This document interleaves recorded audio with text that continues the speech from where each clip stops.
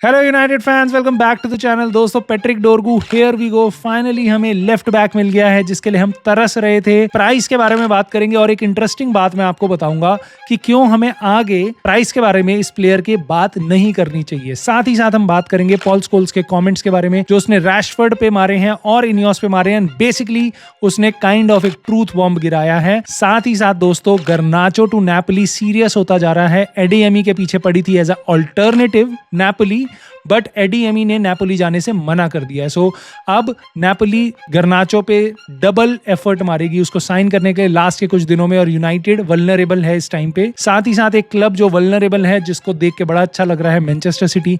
उसके बारे में एक बात करूंगा मैं, चैंपियंस लीग से related. Pep Guardiola history create करने वाला है इन अ नेगेटिव वे। और दोस्तों, एक और टॉपिक, लीचा ने हमारे स्ट्राइकिंग इश्यूज पे एक बहुत अमेजिंग बात कही है जिसको मैं टच करना चाहूंगा इस इंटरेस्टिंग वीडियो में। सो आई एम श्योर आपको सही लगेगी, और लगेगी तो प्लीज लाइक का बटन जरूर दिखाना, अपना सपोर्ट दिखाना इस छोटे से चैनल को, और सब्सक्राइब कर लेना भाई चैनल को।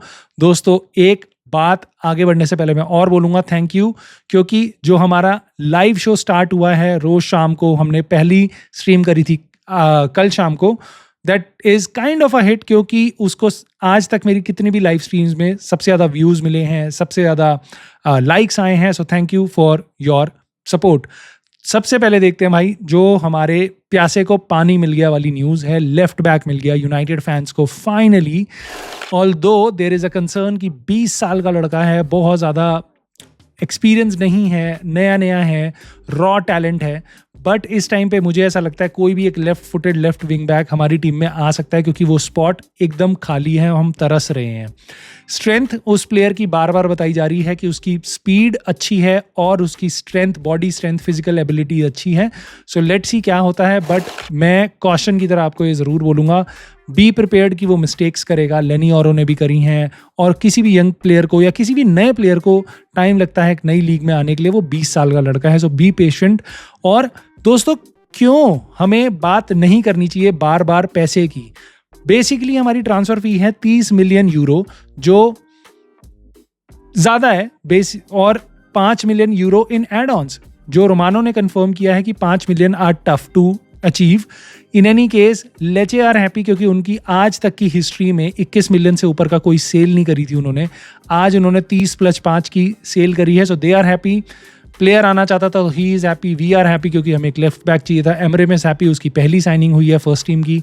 सो मैं आपको बस ये बोलना चाह रहा हूँ कि आज के बाद हम कोशिश करेंगे एज रिस्पॉन्सिबल यूनाइटेड फैन, हम बार बार पैसे की बात ना करें इस डील को लेके, क्योंकि अननेसेसरी प्लेयर पे प्रेशर बिल्ड होता है। और जैसा आप जानते हो, प्लेयर का कोई लेना देना नहीं है, वो 15 मिलियन का प्लेयर हो या 55 मिलियन हम उसके लिए जाके दें, प्लेयर की उसमें कोई गलती नहीं है। एंटनी 30 मिलियन का प्लेयर था, उसके लिए हमने 80 दिए। एंटनी का उसमें कोई रोल नहीं है, राइट? सो वैसे ही इस बच्चे का, इस 20 साल के लड़के का कोई रोल नहीं है कि हमसे ज़्यादा पैसा लिया है लेचे ने। So as responsible United fan मैं कोशिश करूंगा मैं इस बारे में बार बार प्राइस टैग की अब बात ना करूं, जब वो फाइनल हो चुका है। And let's support this new player, क्योंकि हमें इसकी बहुत ज़रूरत है। दोस्तों, नेपोली में एक न्यूज़ आ रही है, एडीएमी जो नेपोली उसको टारगेट कर रही थी as a alternative to Garnacho, Adeyemi ने मना कर दिया। एडीएमी ने कुछ टाइम पहले यूवेंटस भी उसको टारगेट कर रही थी और उसने मना कर दिया था कि मैं डोर्टमंड छोड़ के नहीं जाऊंगा। अब यहाँ पे एडीएमी ने नापोली जाने से भी मना कर दिया है। सो नेपोली पे अब लास्ट में एक ही ऑप्शन है, गर्नाचो, जो उनकी हिट लिस्ट में सबसे ऊपर था। क्वार्टस्केलिया के जाने के बाद कॉन्टे भाई अपनी टीम पे, मैनेजमेंट पे काफ़ी प्रेशर डालेगा। आप जानते हो कैसा मैनेजर है, वो ठोक देता है अपनी मैनेजमेंट को। उसको जो प्लेयर चाहिए वो चाहता है पूरा सपोर्ट, क्योंकि वो करता भी फुल ऑन परफॉर्मेंस उसकी टीम निकालती है और वो डिमांड काफ़ी करता है। सो लेट्स सी क्या होता है, नेपोली कैद कितना ऊपर जाएगी। बट उनके स्पोर्टिंग डायरेक्टर ने बोला है हम 42 मिलियन 42 मिलियन से ऊपर नहीं जाएंगे फिक्स फी में, और 4-5 मिलियन पाउंड में मैं बात कर रहा हूँ, उससे ज़्यादा हम नहीं जाएंगे। और 4-5 मिलियन के एड ऑन्स हम दे सकते हैं, बट उससे ज़्यादा की बात वो नहीं कर रहे कि हम बहुत ज़्यादा पैसा नहीं देंगे। दूसरी साइड वो जानते हैं यूनाइटेड की हालत कैसी है। हम बहुत सारे प्लेयर्स बेचना चाह रहे थे, बट एक्चुअल में ना रैशफोर्ड बिक रहा है, ना कैज़ेमिरो बिक रहा है, ना कोई और प्लेयर बिक रहा है। सो हमें प्लेयर बेचना ज़रूरी है, ये पूरी दुनिया जानती है, नेपोली भी जानती है। तो ये बहुत इंटरेस्टिंग लास्ट के फ्यू डेज़ हैं गर्नाचो को लेके। आई जस्ट होप कि वो ना जाए, और अगर जाए तो भाई वो कभी भी 60-70 मिलियन पाउंड से तो कहीं 70 मिलियन पाउंड से तो नीचे हम अपने आप को किल कर रहे हैं भाई। टायलर डिबलिंग साउथहैम्पटन का 18 साल का लड़का है, लेफ्ट फुटेड विंगर है, डिसेंट खेल रहा है, अपकमिंग टैलेंट है, इंग्लिश है भाई। साउथहैम्पटन कह रही है जो लीग स्ट्रगल कर रही है, पहले सीजन में आया वो बंदा, उसके लिए 55 मिलियन पाउंड से नीचे की बात नहीं कर रही। जब कुछ क्लब्स गए थे उनसे बात करने, हमारे गर्नाचो जो तीसरा साल है उसका प्रीमियर लीग में, अर्जेंटीना की नेशनल टीम में खेलता है, पुस्कस अवार्ड विनर है पिछले 3 सालों में भाई, अंडर 21। जिस प्लेयर ने सारी टॉप लीग्स में सबसे ज्यादा गोल और असिस्ट कंट्रीब्यूशन है, अटैकिंग कंट्रीब्यूशन है, वो प्लेयर पूरी टॉप 5 लीग में अंडर 21 में भाई गर्नाचो है। उसको हम 42 मिलियन में बेचने की बात कर रहे हैं, विच इज क्रिमिनल भाई, ये क्रिमिनल है और ये बिल्कुल नहीं होना चाहिए। सो लेट्स सी यहाँ पे क्या होता है, क्योंकि ये इंटरेस्टिंग पीस जरूर है। एक इंटरेस्टिंग पीस जरूर और आया है पॉल स्कोल्स के मुंह से, जिसने रैशफोर्ड के बारे में कहा है एक इंटरव्यू में कि यार basically Rashford is doing injustice to the teammates. If अगर रूबेन एमरिम उससे ट्रेनिंग की डिमांड कर रहा है तो he should be doing that, क्योंकि अगर वो जो भी अभी कॉन्फ्लिक्ट चल रहा है वो अपने टीममेट्स को लेट डाउन कर रहा है यहाँ पे, क्योंकि टीममेट्स को ज़रूरत है उसकी, और किसी भी प्लेयर की इस टाइम हम ज़रूरत ले सकते हैं। और वो यहाँ पे अपने आप का अपना बिहेवियर चेंज ना करके टीममेट्स को अपने बेसिकली अनसपोर्टिव हो रहा है वो यूनाइटेड के लिए, अपने बॉयहुड क्लब के लिए और अपने टीममेट्स के लिए। सो उसने वापस टारगेट किया है मार्कस रैशफोर्ड को, उसने इनियोस को भी टारगेट किया है कि भाई क्या टाइम है तुम्हारा प्राइसेस बढ़ाने का टिकट के। मतलब यहाँ पे लोगों के आंखों से खून निकल रहे हैं, लोग बारिश धूप आंधी किसी भी हालत में आ रहे हैं तुम्हारे स्टेडियम में इस टीम को सपोर्ट करने के लिए, गाने गाते हैं पागलों की तरह, उसके बाद तुम उनके प्राइसेस बढ़ा रहे हो, उनकी जेब काट रहे हो, तो ये कौन सी सेंस है। सो मेरे हिसाब से तो भाई पॉल स्कोल्स की दोनों स्टेटमेंट्स मेरे को बहुत सही लगी हैं। यूजुअली मेरे को जो एक्स प्लेयर्स हैं उनकी बातें बहुत ही अजीब लगती हैं most of the time, but यहाँ पे मुझे पॉल स्कोल्स की बात में सेंस दिखाई दिया है। एक और प्लेयर की जिसकी बात में सेंस दिखाई दिया है वो है हमारा लीचा ने बताया भाई कि कैसे यूनाइटेड के स्ट्रगल्स जो हैं, देखो ज़र्गज़ी और रासमस होयलैंड दोनों स्ट्राइकर्स हैं हमारे, और पूरे प्रीमियर लीग में मिला के हमने 5 गोल मारे हैं इन दोनों के थ्रू। अगेन आप जानते हो यूनाइटेड की कैसी फटी पड़ी है गोइंग फॉरवर्ड, बट लीचा ने बताया देखो उन दोनों प्लेयर्स को तो अपना गेम इंप्रूव करना ही करना है, बट उनके गोल ना स्कोर करने की जिम्मेदारी बस उनकी नहीं है। So this is a message to all the United fans जो बेसिकली रासमस को डिसमिस कर रहे हैं, ज़र्गज़ी को डिसमिस कर रहे थे पहले, अब रासमस को कर रहे हैं, ज़र्गज़ी को नहीं कर रहे हैं। जो फ्लिप फ्लॉप ब्रिगेड है मैं उनके लिए बात बोल रहा हूँ। एक कोर इशू है यूनाइटेड में, आप विक्टर ओसिमेन को पैराशूट करके इस फील्ड में डाल दो, he won't be able to score goals. ये मैं आपको बता रहा हूँ रीजन। लीचा भी बता रहा है कि हम क्रिएट ही नहीं करते, हमारे मिडफील्डर हमारे डिफेंडर सीधा लॉन्ग बॉल डालते हैं उनको। आप देख लो पिछला मैच उठा के देख लो, रासमस होयलैंड को कैसी बॉलें मिली है। मैं मानता हूं उसके टचेस खराब थे and he needs to be better, but the chances जो उनके लिए हम क्रिएट कर रहे हैं दोज आर लाइक पैथेटिक।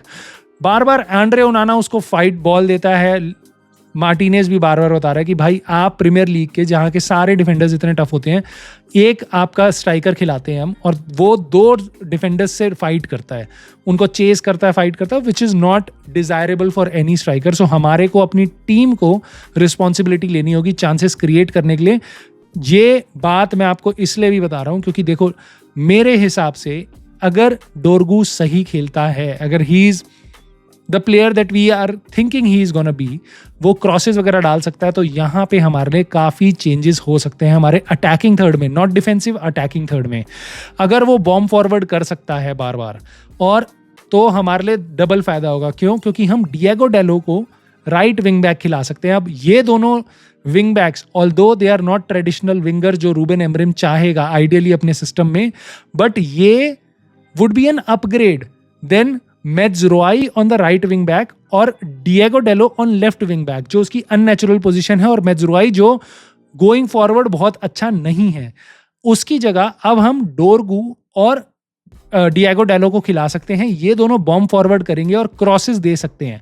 ये हमारे स्ट्राइकर्स को काफ़ी हेल्प कर सकता है। साथ ही साथ आप डिफेंस में अपना मेज्रोई को ला सकते हो as a right sided central defensive, आपका basically right sided defender. So Lecce के इस प्लेयर के आने से, डोरगू के आने से हमारे काफ़ी सारे प्लेयर्स अनलॉक हो सकते हैं एक किसी लेवल पे।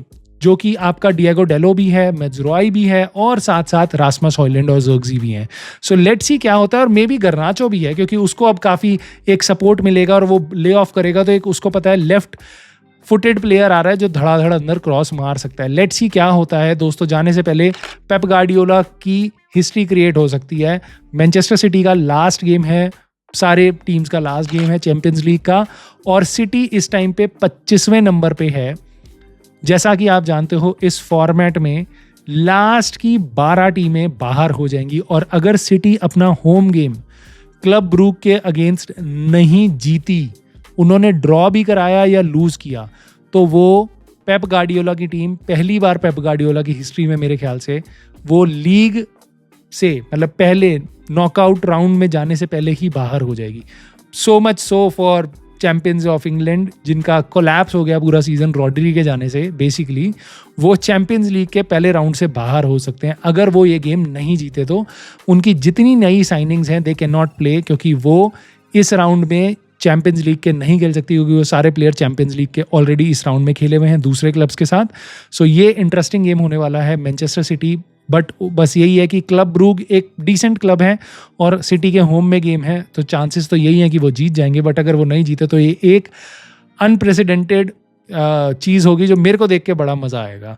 लेट्स सी दोस्तों क्या होता है। मैं आपकी राय जानना चाहूँगा, how do you feel as United fan Dorgu के आने के बाद, और गर्नाचो टू नेपोली क्या लगता है आपको, क्या प्राइस होना चाहिए, क्या हमें उसको बेचना चाहिए, क्या रखना चाहिए, क्या है आपके थॉट्स, क्या लगता है आपको कि क्या जो लीचा ने बोला है हमारे स्ट्राइकर इश्यूज़ पे, क्या आप उससे एग्री करते हो या आप उस पर नहीं एग्री करते हो। और साथ साथ पॉल स्कोल्स की जो कमेंट्स है रैशफोर्ड पे, उसकी अपनी राय ज़रूर देना, कमेंट करना, लाइक कर देना, वीडियो को सब्सक्राइब कर लेना। मैं आपसे मिलता हूँ शाम को लाइव स्ट्रीम में, हम बहुत सारी नई और यूनाइटेड से रिलेटेड बातों को डिस्कस करेंगे। And see you soon.